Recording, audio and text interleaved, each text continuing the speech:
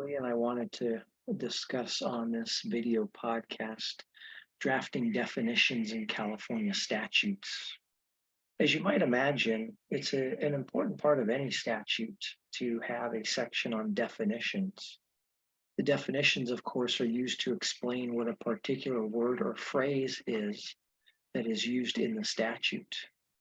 Bill drafters always try to ensure that there's consistency in the use of particular words and phrases.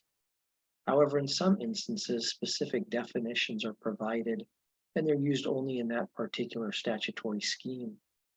Now, in drafting definitions, a legislative lawyer may ask a number of questions, such as, should the definitions be contained in individual code sections? Should the definitions be contained in subdivisions of a single code section?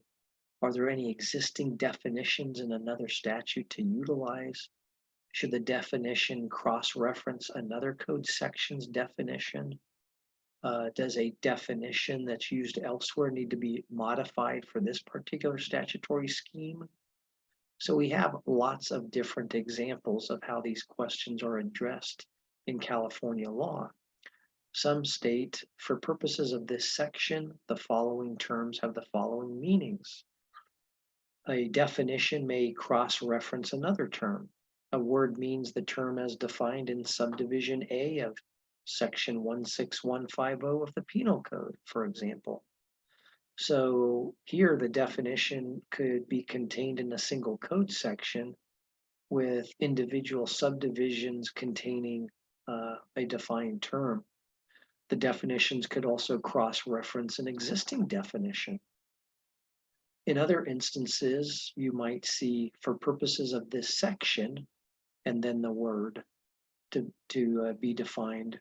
And they could say something like, development fee has the same meaning as defined in subdivision B of section 66000 of this code section. So here the definitions are contained in a single code section as well. The language used differs slightly from the first example because the phrase has the same meaning as defined in was used in this example, and the section uses a different introductory phrase for purposes of this section.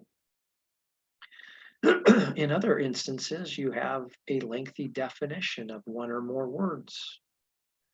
So you could have definitions contained in separate code sections rather than in several subdivisions under one single code section. The definitions sometimes include full definitions or cross-referencing existing code sections.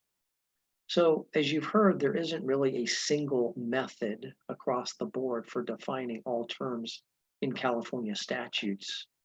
Nonetheless, you ought to be familiar with the different approaches that can be used in California statutes for defining terms and phrases.